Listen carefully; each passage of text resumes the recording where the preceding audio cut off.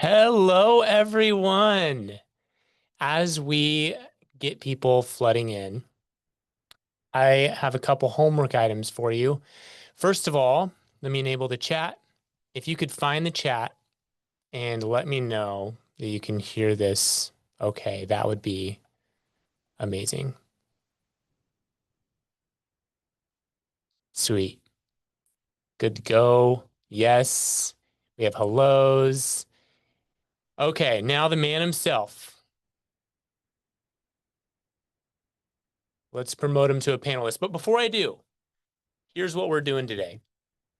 We've had many amazing people in our community speak. We've never been able to get someone that I've been so excited about for a couple reasons. He is a fellow CTO type person, so he has a lot of technical expertise. He's a 3 times Inc. 5000 founder, recognized by many big companies that this is not his first time around. And he has an incredible product that we are starting to use ourselves. Many people in the audience use this product. He is the founder, CTO, CEO of Search Atlas Group and Search Atlas. Search Atlas is an SEO tool, but it also recently, with the advent of AI, allows you to do more AEO. And I'll let Manick share what that is, what that means, and how things are changing for marketing agencies looking to get their business found and their businesses that they support discovered as well. So let's bring him on. Manick, welcome.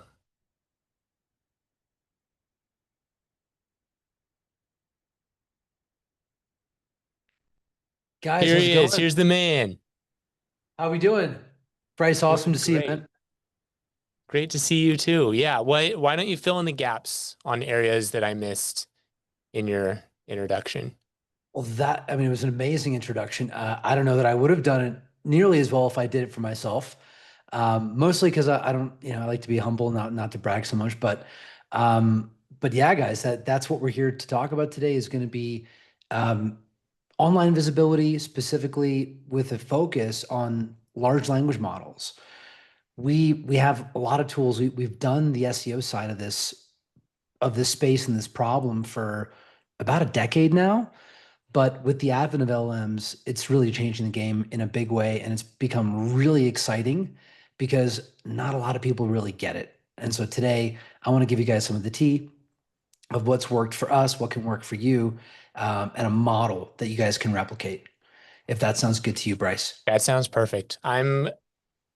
I just have to make sure I have paper and pencil ready. These are things that I need to implement in our business. I'm going to get started with your guys' 5-day challenge. We have some SEO work to do. We have AEO work. I'm ready to get rolling. Let's do it. Nice. Yeah, the next challenge is going to be big. It's going to be the LM visibility challenge where we're going to go even more deep into the stuff that we're talking about today. And we'll be revealing some big new tools as well that some of you guys will actually see for the first time today. We haven't made any of this public yet.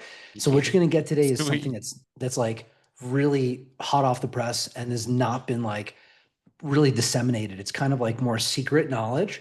And obviously, Bryce, I wanted to give you guys like the absolute best that I could. And really appreciate being here with you guys. Great to meet all you closebotters. What do you call them? Closebotters? Yeah. Yeah. Closebots? That's the word. Closebotters. Sweet. Love it. Um, One question, if you guys could indulge me, I would love to know. Um, who's here? It's like you guys know who I am. You guys already know who Bryce is. I just want to know who you are. So, are you guys using CloseBot?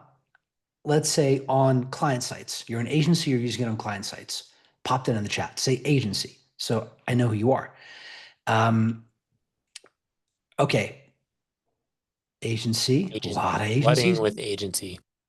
Okay, it's kind of what I expected. Just making sure I got that right.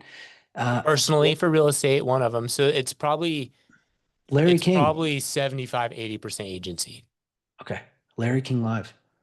We got him here. I can't believe Larry King joined my webinar. I've been such a huge fan. I have a wide reach.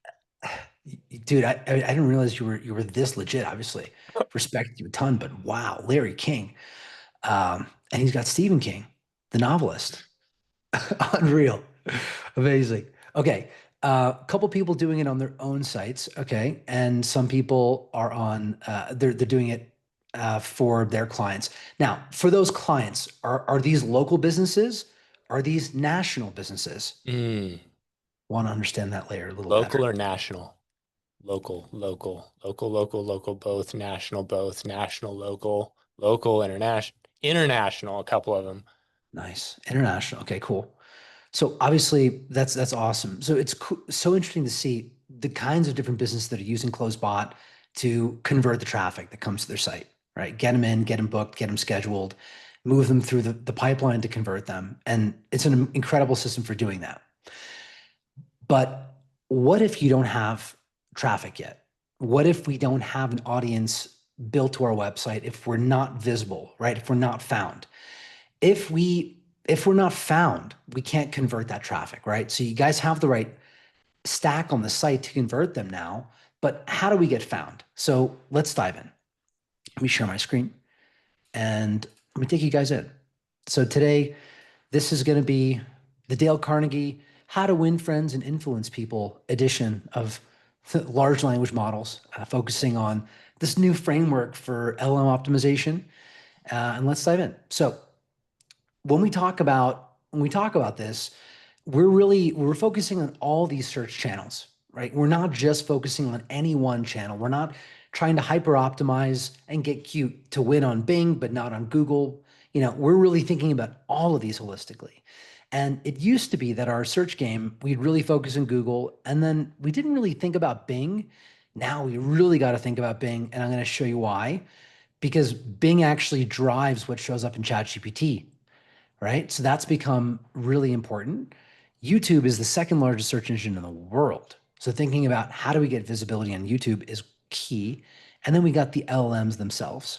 And there's actually two layers to being found in LLMs. And I'm going to show you both of them, and you'll understand by the end of this how they work. It's important you understand this foundational, the theoretical side, so you understand why the strategies are what they are and how to think about them. Okay. So you guys get it. We're talking about all the search platforms here.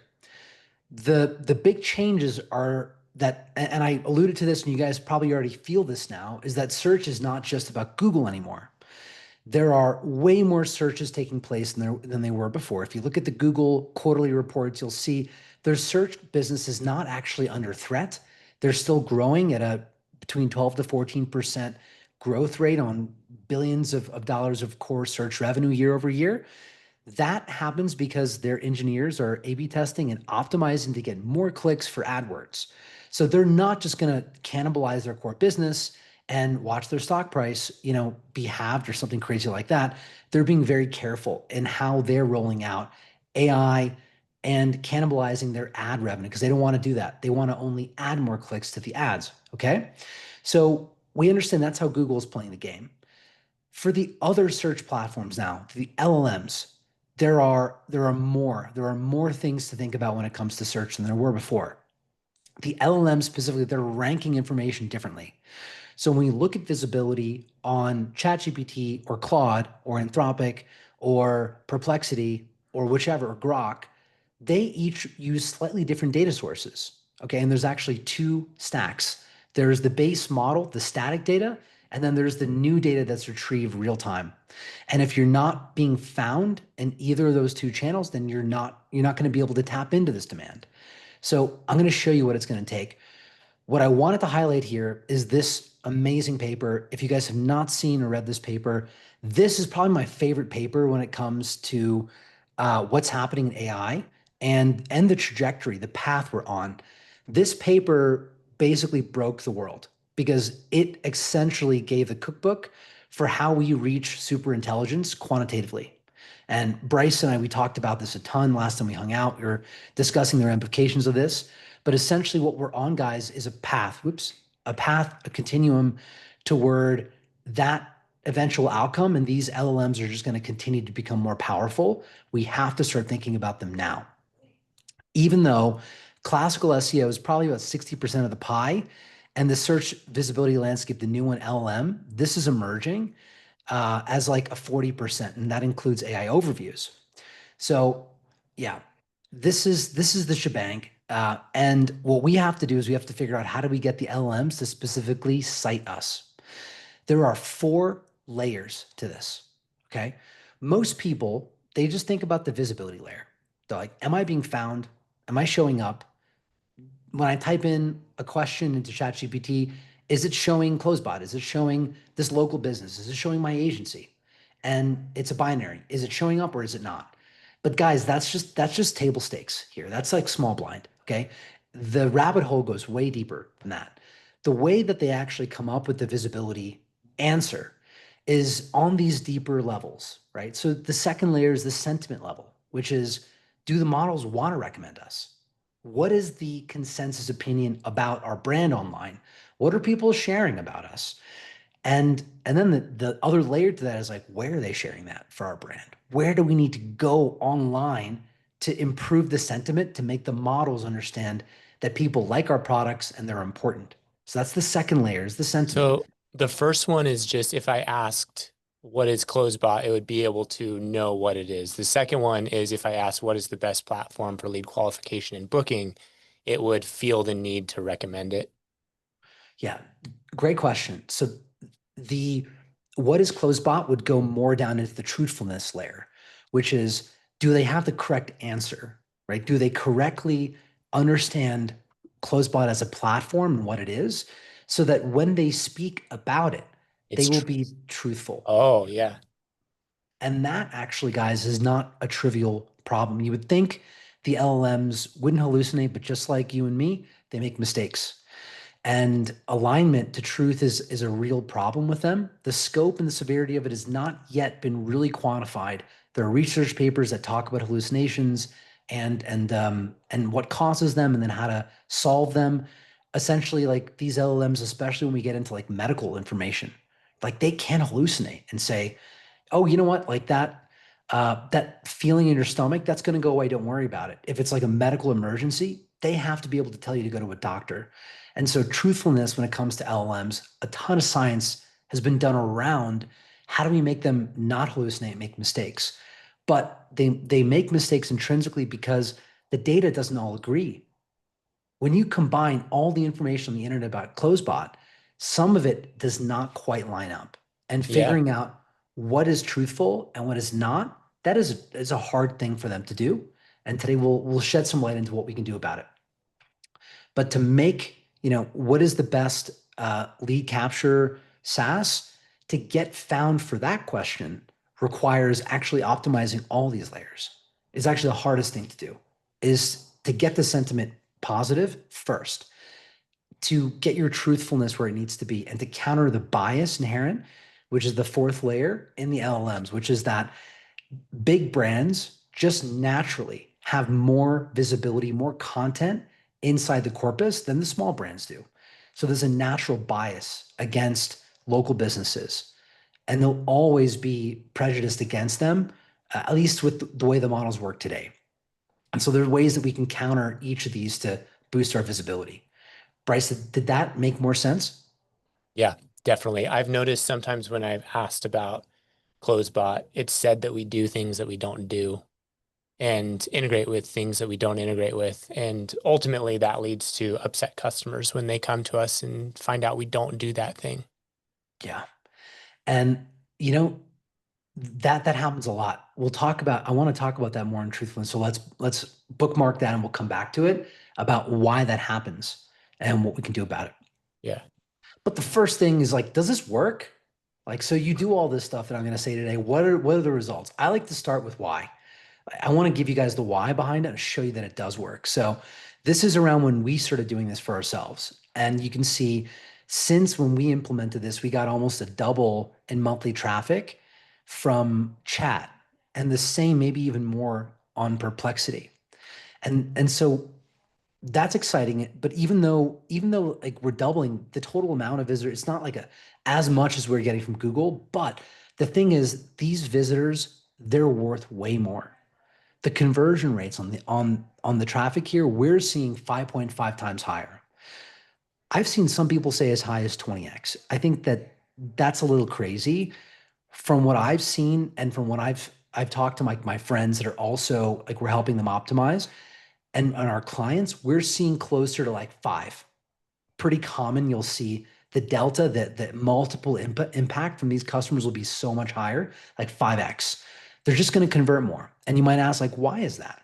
And there's been a lot of theories about this, the user behavior side of it. One of the theories that I think is right is that when people are using the LLMs, they feel like they're making more of an educated decision by the time they come around to making one, because they've just done more queries, they've seen more information, they've had a chance to feel like they've really gotten the answer to their unique use case and problem. They feel like ChatGPT is speaking directly to them. But when they go to Google, they feel like Google is just for everybody. It's not for me. It's not personalized. It's almost like a referral. It is like exactly. Yeah. And I think that's sort of like the psychology of it, because we feel like when the LLM is recommending it to us, we trust its recommendation because it knows us. How do you use, Bryce, like in terms of your user behavior, are you using, how do you think about the way you use Google versus ChatGPT? I use ChatGPT to search and then I validate through the links. So yeah, that's right on. Um, Yeah. if it's not showing up in ChatGPT or Perplexity, I typically don't go out of my way to go find it. Mhm. Same. And do you also notice the kinds of questions you ask ChatGPT are different than the ones you ask Google? Yeah, 100%. What's the difference? I ask more of, so first surface level, what do you recommend? I'm trying to do this. And then I can say, okay, tell me about this one. How, like, how would I plug that into what I'm doing? How does that work? Right. You're able to, it sounds like you get really nuanced with it. Like you go layers in, you get more specific. Yeah, With peel back Google, that onion. yeah, with Google search, we don't really do it that way. It's kind of like one question, one answer, and it's not a conversational flow. And so that's just a different user behavior right now. Google's going to change this with AI mode in a big way. But right now, what I'm seeing is that most of my friends are using ChatGPT, Claude, Grok in very much the way we're talking about, which is they do all their heavy thinking, their commercial transactional research, they use those platforms to do it. And so the other thing is that not only do they come up with a more informed opinion, you're also paying. Think about the fact that we're not really using these LLMs for free. We have to have a paid subscription, but anyone can use Google for free. So just the mere fact that we're paying 20 bucks a month for the ability to search means the quality of that searcher is just a Yeah. higher quality person. What we're not seeing here is, even though the conversion rates are higher, what are the AOVs? Are these guys buying like the cheap plan, or are they buying the super expensive plan? I would bet that the AOVs will be higher on these users as well. And maybe we'll show that for the next one. Cool. Yeah. All right. So I want to get into something fun that we did, which is we really wanted to try to pretty much control the LLM response, right? And really understand how does Gemini, how does ChatGPT, where are they getting their answers from? And can we actually invent something that is not real, create something from thin air? And so we created this fake city called Snackachusetts. Um, and Snackachusetts was this idea that we built this like fake city. We went through the lengths of even like um, talking about like the ferry ride, how long it would take to get there, the cost. You can see there's a nacho navigation deck. There's a mini marshmallow hot tub. Sounds like a pretty dope ferry, honestly. Um, and then we publish this content to real pages. So have a look. Here's Snackachusetts being searched. This is what's ranking on Google. And by the way, I picked Snackachusetts because it doesn't exist. It's not a real thing. And I could control everything on Google that they know about Snackachusetts with my own content. All right. I call this Petri dish SEO.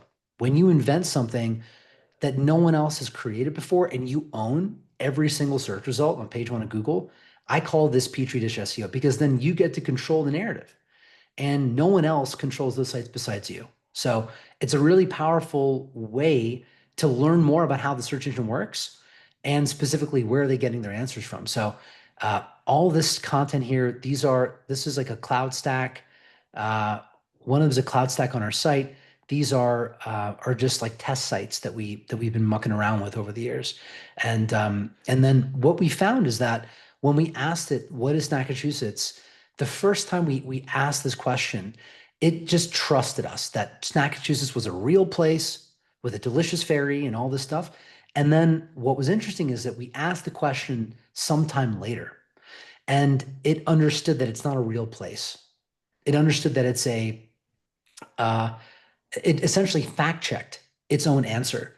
Because with Google, there's a couple billion people in the world, right? We're all trying to find the one time Google makes that one mistake on that one query, and then we go to Twitter and we just slam them for it. And so Google, what they had to do is they had to build a second processing layer around their answers here, because essentially Google's giving you this AI overview as an answer to your question. They have to make sure it's fact checked and it's right. And same with ChatGPT. So there's actually a two-layer processing. First is they kind of give you a naive answer, and then they fact check it. So the first version, they just trusted it to be real. And the second version, they realized that after they used their own grounding data, that this was not a real place, but they did put together all the information. Now, what's interesting is, what if we had one site that said it departs at 10 a.m. instead of 11 a.m., right? Getting back into truth. What does it do about that? How does it decide, is the answer 10 or is the answer 11, right? That comes down to the positioning in the RAG. So ChatGPT pulls this data from Bing, and the ordering of these pages ordinally from beginning to end determines the prominence of its answer inside the consensus opinion. If that sounds like kind of hard to understand, really what I'm saying is, like, the sites at the top vote, their answers get more weight in the final sum of what's put together. We're going to do more experiments on this, and I think that'll be really cool to see when we change the numbers, how does it affect the AI overview or the answer. Cool. So yeah, it was fun. Pretty much Gemini did the same thing. It just copied the content from page one of Google, and it basically built this new entity inside Google for a spell, and then they reanalyzed it and realized it wasn't a real place, so they called it whimsical. But still, we've been able to control the opinion around this topic. So this helps us understand, obviously, not just for these petri dish terms, but for other opportunities where we can use this knowledge to improve the way that we get visible. What we learn is that they get their data from a few sources. The first is like this is the static sources.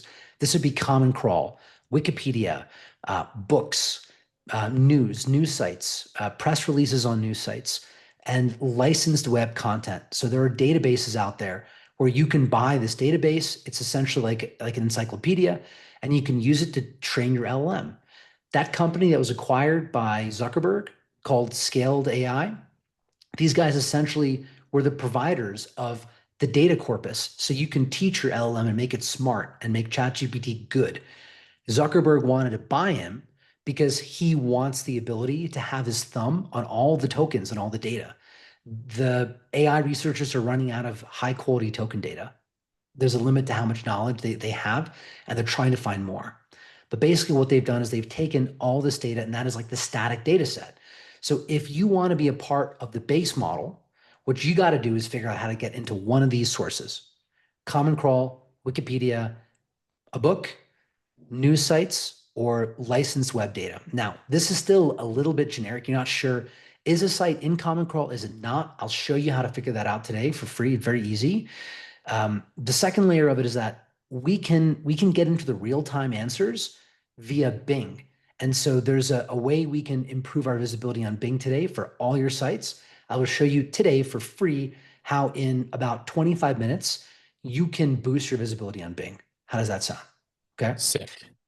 That's going to help boost you guys in all the rags and get you more visibility.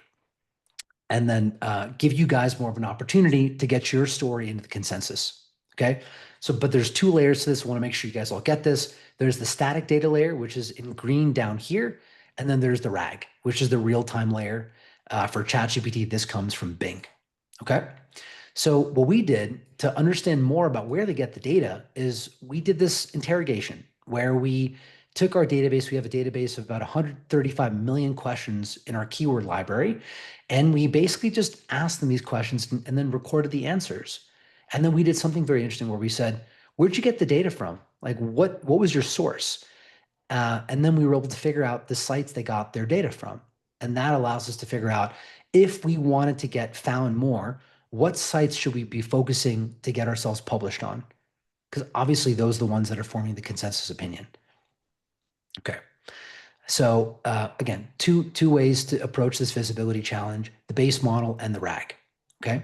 The challenge with the base model getting in there is that you're going to have to wait 6 to 12 months to find yourself in this model. So this is like the long-term game is getting inside Common Crawl, but the short-term game is winning in this retrieval augmented generation based visibility. So getting into Bing, getting into Google page one, that's the way we win for LLM visibility in the short term, right? So that's more fast. But long term, we really got to get our sites indexed by Common Crawl. So again, these are the data sources for where they get that static data from. And Common Crawl, I would say, is the easiest to get into. It's a free data set snapshot that essentially all LLMs are using because it's free and it's so comprehensive. It's kind of a humanitarian project. Wikipedia, you can also get yourself into Wikipedia if you know what you're doing. The other way, if yeah, and it's not so much an other way, it's actually the way to get into the Common Crawl corpus is by you can do press releases. So these are really good strategies. You can do press releases that trigger Google News. So these are high quality press releases.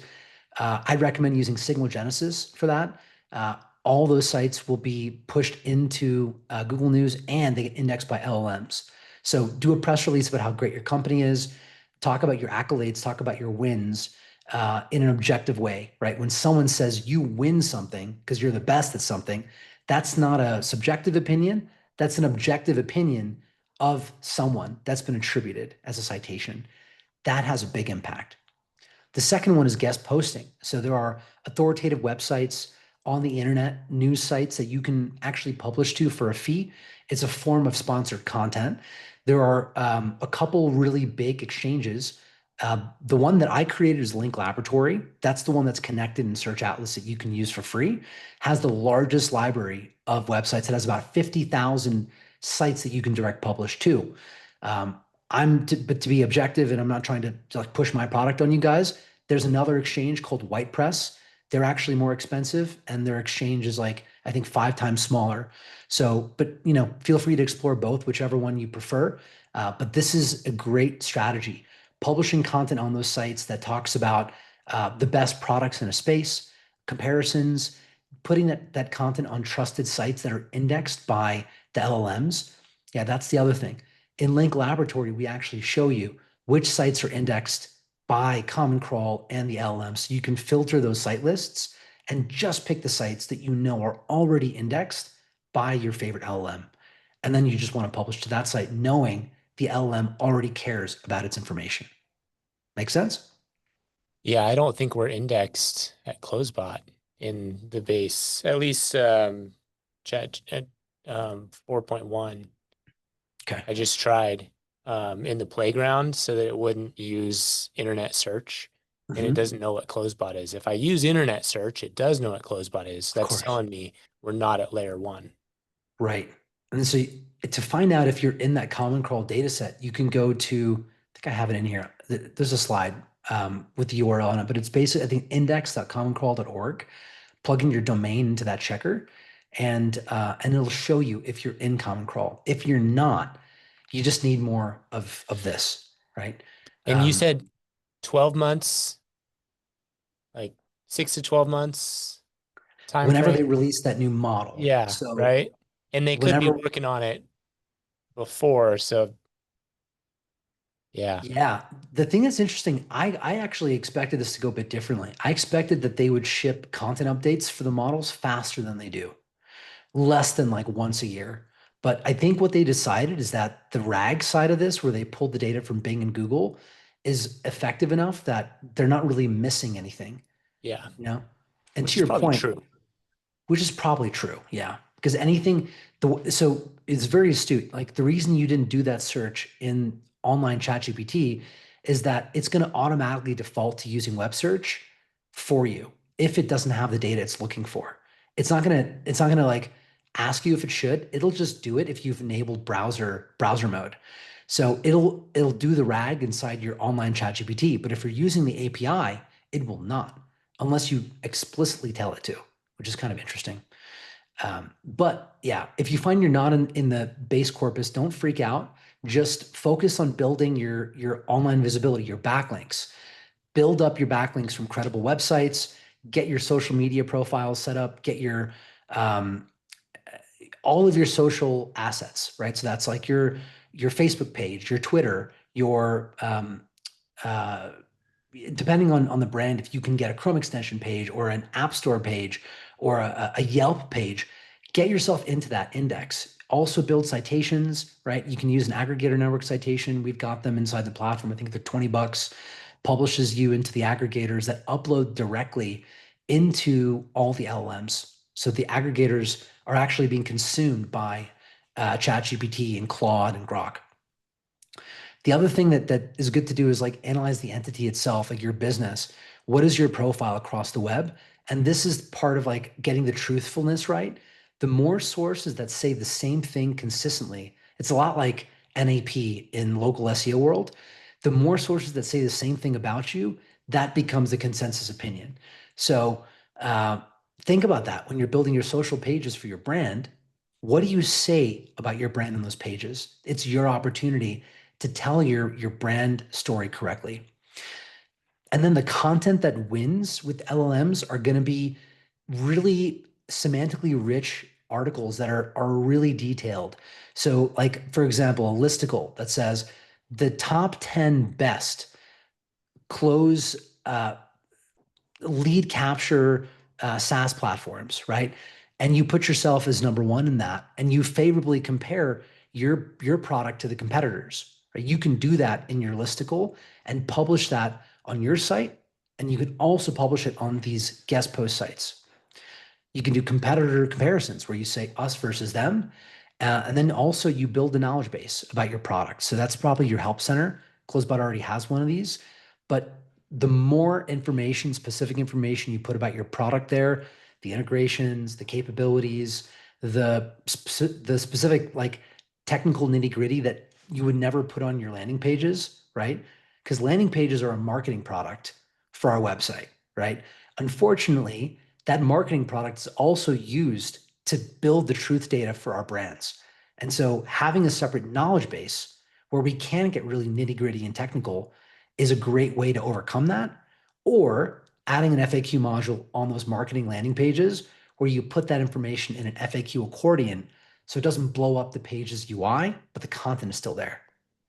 Okay. I'm going to throw a lot of information at you guys today. Okay. If you want to get into the base model and in particularly get into the source document that's being referenced, the tool we have for this is called Quest. And for any keyword you plug in, it'll find a bunch of queries that people would be searching for that kind of are related to your topic, and then find out inside ChatGPT what are the data sources that it's getting their answers from, and then let you reach out to these sites via email. So you can outbound them. Expect like a 6% success rate. We see between 6 and 12%. Usually we get like 15% response and then 6 to 12 conversion rate. Sometimes you have to like kind of grease them a little bit, give them a little bit of money to let you publish. We've also gotten great affiliates this way. The posting marketplace, this is essentially the UI where you can filter by publisher, pick sites that have certain amount of traffic. They can be topically related to whatever you want, depending on your industry. And then this is essentially like a catalog of sites that you can pick from to publish to directly, but the prices are on the right. And these prices, they're super cheap, $35 to publish to some of these sites that get really good traffic, good authority signal, indexed by the LLMs. The cool thing is, we figured this out because we have all these test sites. A lot of our test sites are indexed by Common Crawl and they're in ChatGPT, even though they get no traffic from Google. So just because a site is super visible in Google does not mean it's necessarily going to be super visible in ChatGPT and vice versa. It's an interesting thing there where uh, the data set that's being fed into ChatGPT is not really driven by Google's engagement signals or metrics. They're looking really at the backlink profile of the site. And if it was backlinked enough in the common crawl of the internet, then it'll be found. So we had a question that leads into this. How effective are blogs for local businesses to help increase visibility in search results? So for most local businesses, you might not even be in common crawl right now, right? So that's the first thing is if your site's not being indexed by common crawl, putting that blog is not going to get you in, if you're not already there. However, building your site up, publishing good blog content, giving your site a healthier footprint and more visibility online, that will get you into the RAG, right? That'll get you into Bing and into Google. And the sites that they find in the RAG, they will eventually index them into the base, static data. So the strategy becomes like, how do we get into page one of Google and Bing with our site? So that's like more classic SEO to get the LLMs to initially pay attention to us. Doing things like press releases, guest posting, citations, that would be like I think one of the most fundamental quick things that you guys can do. And it only costs like $100, $200 to do it one time. And you'll kind of seed yourself and position your site properly to get pick up by the LLMs. So do the blog and then seed yourself with these press releases. Yes, exactly. And when you do these press releases, what I recommend the sites to really pay attention to on here are going to be Street Insider, Benzinga, TheStreet.com, and NewsRamp is good too. NewsRamp is good too. These ones will immediately trigger a Google News alert. These other channels on here as well will also be picked up by the LLMs and the RAG, but they take longer to index. These sites are robust. They're really, really good. And we'll be actually giving you guys access to more. These sites down here, MSN, AP News, Yahoo, Business Insider, USA Today should be on this list. There's like 12 more sites that we're going to be launching on the 26th of September. So huge, new distribution capability coming to the platform. And I think the prices are even cheaper than what we've listed here. So Another question we had, does it matter if you're showing up on page one of search or not, and paid versus organic? paid doesn't count for this Right. right now. So let me actually unpack that slightly more. So what we found according to our analysis, we studied like 15 million Google keywords that we scraped, right? The SERP data for them. It was like 15 million. And all of them had AI overviews. We looked at what percentage of those AI overviews had ads, and it was 9% of the AI overviews had ads in them. So you can get into the AI overviews on Google by running Google ads. Like they're experimenting with that right now. It has not been rolled out fully. It's only at around like a 9% release rate. I'm expecting that that's going to go up. We'll see that go up in the next 3 months, 6 months. So I'm not saying don't run ads because honestly, for most local businesses, if you run ads well, we have a product for this called Auto PPC.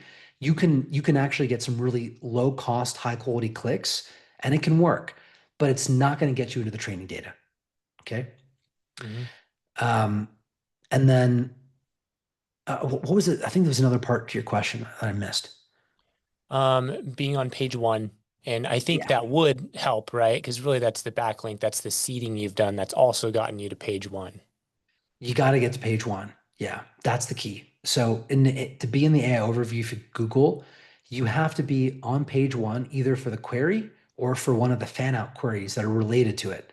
So for example, if you were to search for something like best hotel in Los Angeles, Bryce, I know you're a classy guy. Probably, your Google knows that you and Laura prefer nice hotels, right? And so it's going to intrinsically add luxury and look for luxury hotels under the hood. You can't see it. That's part of the query fan out, but it's actually expanding your query with all these other small variations. And then it takes all of the search results for all of that, puts it together and summarizes it. Right? That's their answer. So you can't like cheap shot one query. You just have to kind of understand semantically what's the question being asked and get to page one for some version of that question. Right? Really important. And then you will be in the rag and you will see yourself gain visibility. If you want to see your visibility today, we have that product in the tool. I'll show it to you a little bit later. But basically, lets you measure your visibility. And then last one while we're on here, all these sites work internationally too. They're all at least mainly US based. I see some not, but just the press release itself raises you up, whether you're international or US based. Yes. Even getting a press release on a US site, let's say and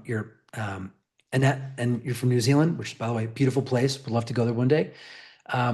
That even just being in the press release for a US based website, the LLM is still going to pick that up and it's going to have a positive impact.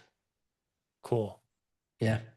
Um, yeah. And international. Yeah. So the interesting thing is like we've been studying this.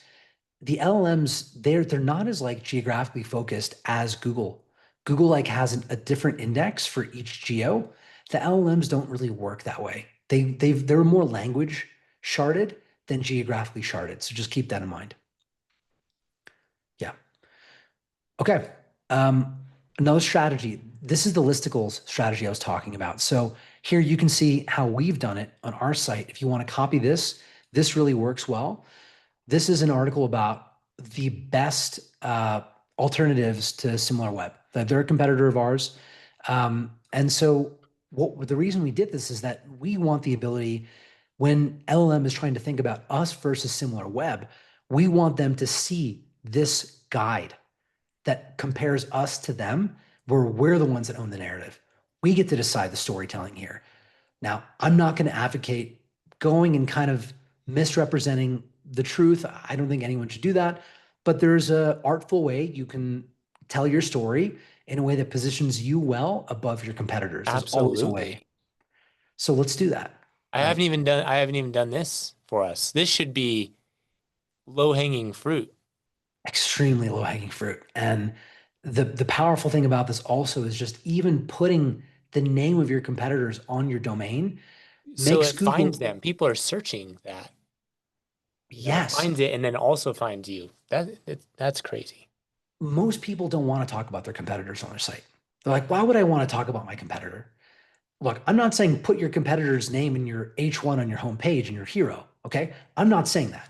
What I'm saying is somewhere on your blog that's linked to from one of your pages, you have a page like this. No one's going to go from your homepage, click on the blog tab, navigate to my competitors and see, I wonder who are Search Atlas's competitors. It's not going to do that, right? Get over that. Just create these articles on your site talking about your competitors and position yourself as a superior option to them. When you reference competitors on the site, it allows Google to understand that you are a topically relevant source about topics related to whatever knowledge domain all of your competitors are in, right? So for us, it's going to be SEO and LLM optimization and Google Ads, visibility software. So when I put all my competitors on my site, they really understand that that's what we specialize in. We're in that arena. Very powerful. Do you link And back to them on that or no? Probably no, right? Because you don't want to help their.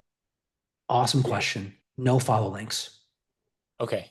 Yeah. If you do link to them, make sure it is a no follow link. What is that?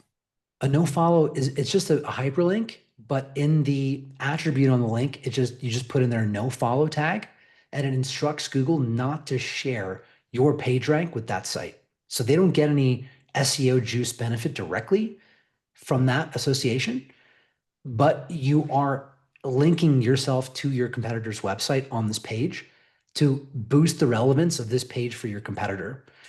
What that will do is if you Google a bunch of our competitors and alternatives, you'll see we rank page one on Google for a ton of our competitors.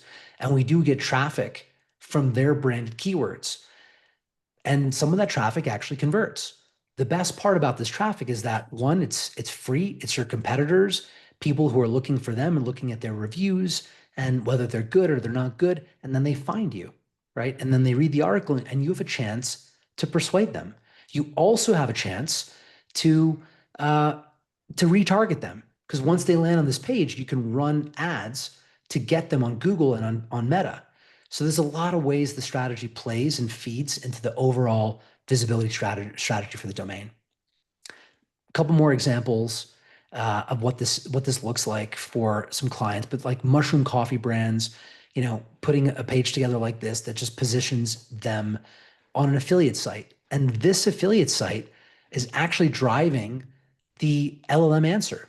Obviously, these guys are being rewarded and being paid for these links here. And so they're not being truly objective, but the LLMs trust their opinion.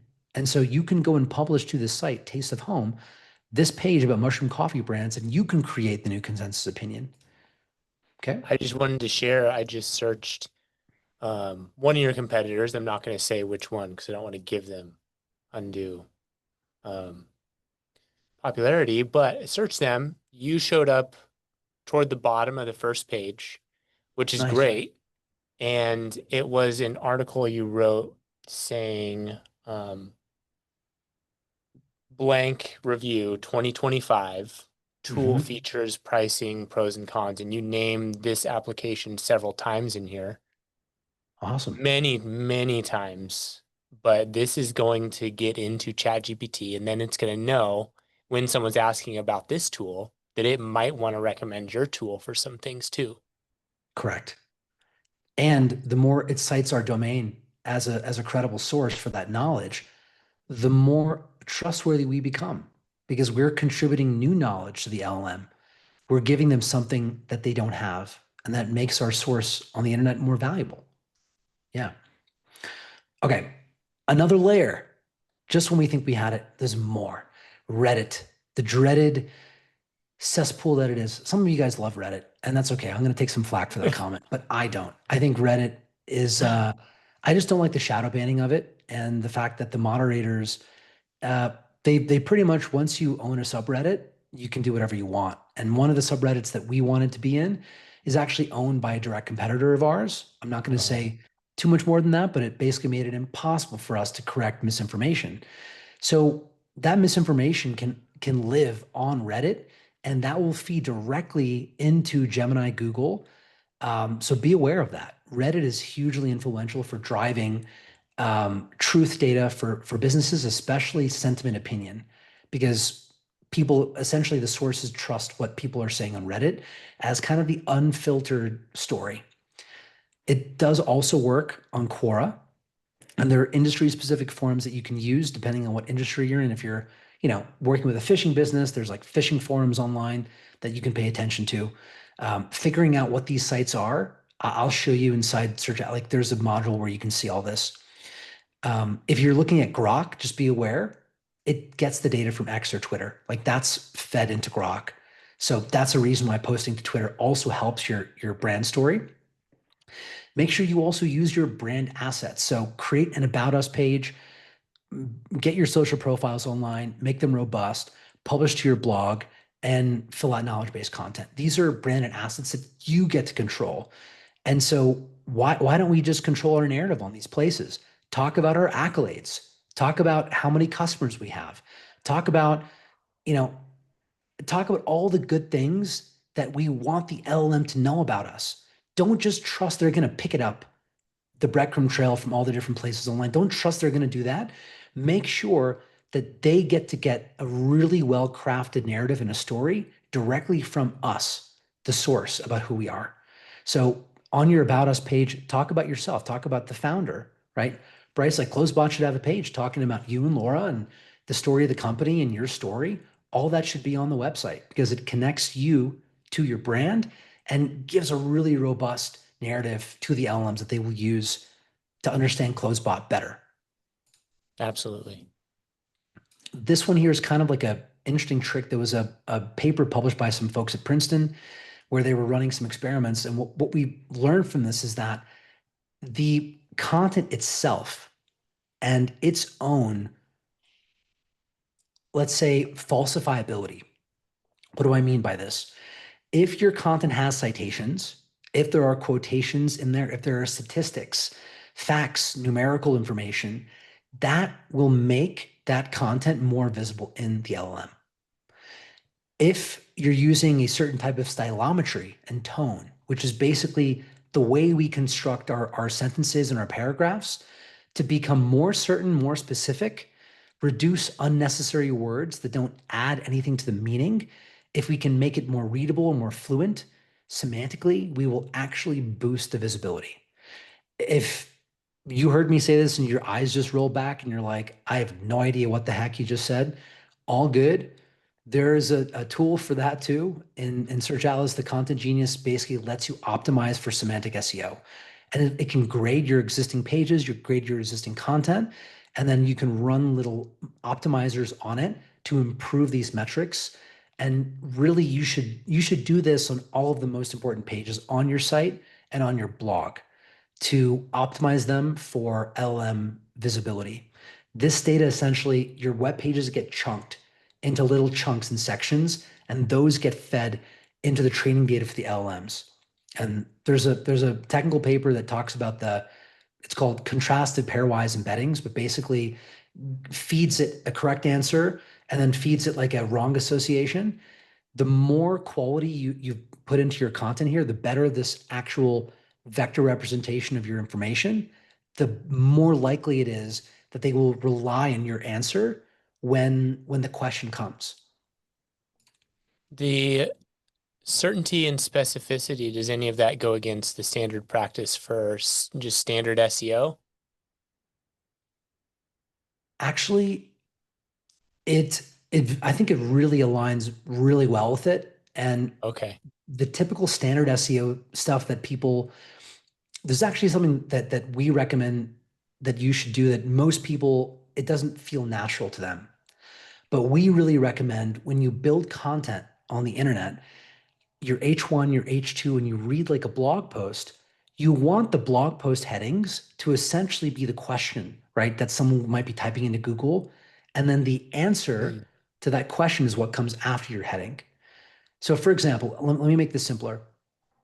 Let's say I have an article that is it's called like best ice cream shops in Medellin, Colombia. And then the next heading is like ice cream shops in Medellin, Colombia. And that's it. When you as the user, you read that, you kind of like your brain is like, what is the implied question behind that? The implied question is probably, what are the best ice cream shops in Medellin, Colombia? But we didn't say that. We just said ice cream shops in Medellin, Colombia. Google, when they do the natural language processing of this information, they have to figure out the implied question. If we can make it easy for them and just give them the question directly, questions are so powerful. They end with that funky, curly thing called a question mark. Makes it really easy when they're processing information online to understand that there's a question and there's an answer. Questions always come before the answer. So from an information retrieval perspective, that's a strategy that we use for our content that works for LLMs and it works for classical SEO, but most people don't think to do that. Good question. Now, as I mentioned about this Bing real-time search results, if you want to get into chat, Bing is like the easiest way to do it. And the strategy that will help you today, give you a little bit of a lift off and a boost, is to get yourself on index now. So some of you guys are on WordPress. Some of you guys are already using Search Atlas and you're running on auto. If you're running auto, don't need to worry about this. We've done this for you automatically, where we're essentially submitting your content for you every single day with any new content publish. The quick you do this, whether you use Search Atlas or you don't, if you're using a plugin in WordPress, there are free plugins that do this. Whichever CMS builder you're using, it's fine. There's a way to do index now for free on that, just a little bit more work. When you do this, you will see at least 100% improvement in visibility. Like you will see it right away because Bing, when they get the fresh data directly through this API, it improves the visibility of that content inside Bing, and that's going to get you in ChatGPT. So this is my one thing today, guys. If you take one thing away that will have an impact that is free that you can do right as soon as you get off this call, it's this.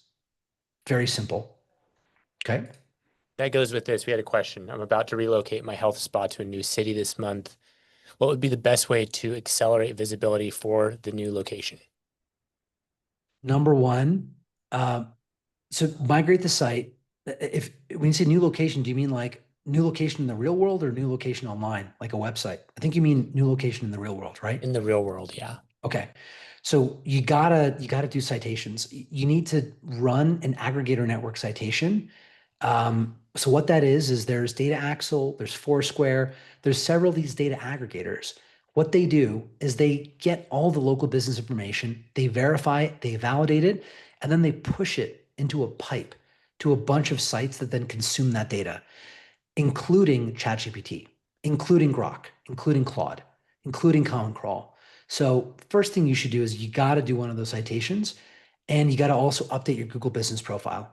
So update that, do your citations. Now the internet knows you have a new home.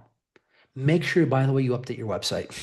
I feel like I need to say that, but like make sure you update your website everywhere online that you can, that you control. Make sure the address is up to date and you've refreshed that information recently. Okay. That would be my quick tip. And then do this. Publish content to your blog, to your website, optimize your Google Business Profile, and do this. This will also help you get found more. On the sentiment level, I don't know how much time we have. We have 4 minutes. 4 minutes. Let's blast through it. Time flew. I Do yeah. we want to go to some questions? I've been kind of picking at the questions. Okay. Why don't you jump to some things that you think are like the most important that these Okay. people work on, including me? Like I want to know what do I do? Yeah. So in terms of like the what to do, the first thing that really helps is just understand where you are, right? Across all these LLMs. So you can use our Site Explorer, and this will show you your visibility on, let's say, classic search up here. But then it also shows you your LM visibility by channel. And we're going to be adding more platforms soon, but you'll see if you're already being found for certain topics and then That's what your crazy. sentiment is. Okay. If you want to boost your visibility, optimize whichever holistic pillar you're weakest in. So maybe you need more content. Looks like we need more content. We need to build more authority. You just want to follow that recommendation here from the holistic pillars, and increase the size of the site and boost your authority. Depending on your website, you might already have a lot of authority. You might not need as many backlinks. You might need more content. Or you might have weak UX signals. There might not be enough people coming to your site. So check these pillars out. They're going to give you a really clear North Star about what to focus on. And then in terms of like what to do, I would go back to this: press releases, guest posts, Okay. And we your have on-site many content. requests of a part two on this. So, and we're getting questions of like, hey, that page you just shared was awesome. What is this? That's Search Atlas. That's Search So Atlas. Yeah. how can people get a hold of that? How can and what does that look like? Do you have a trial where people can try it out? Do you have a community? Like, Yeah. where do people go? All of the above. Um, so let's start with community, because I think community is like maybe the most important thing when stepping into this, because a lot of this is new for you guys. Um, I do webinars every like 2 weeks or so, and we also do these top of Google challenges every month. The next one is going to be a big one. It's going to be about LLM optimization, LLM visibility. So let me see if I can find that. I forget where they put it on the website, but we have these top of Google challenge.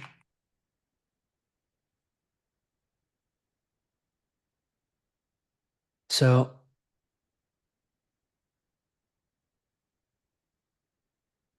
My bad. I'm going to find this and I'll pop it over to you guys. But join that challenge. That's a really good way to learn about this. We also have a Facebook group called SEO Theory by Search Atlas. In that Facebook group, you can put in any questions you have and we'll answer. I'm in that Um, group. I love it. yeah, a lot of information shared there. And then if you guys want to try the platform out, we have a free trial for 7 days. Just start with any one of these plans. If this is new for you, just go for the starter plan and kick off there. And you'll be able to use the Site Explorer with the LLM visibility add-ons. You'll be able to use Auto, which will actually implement the fixes to do a lot of this for you. And then on the 26th, if any of you guys live near New York City, you want to hang out, meet up face to face, we'll be doing an event in New York for about 200 marketers where we're going to be releasing some new agents live, and you guys will actually be able to do everything in auto agentically through the agents, and you'll get access to this at the event itself. So, yeah, if that sounds like your jam and you want to meet up and go deeper into this face to face, would love to meet you there.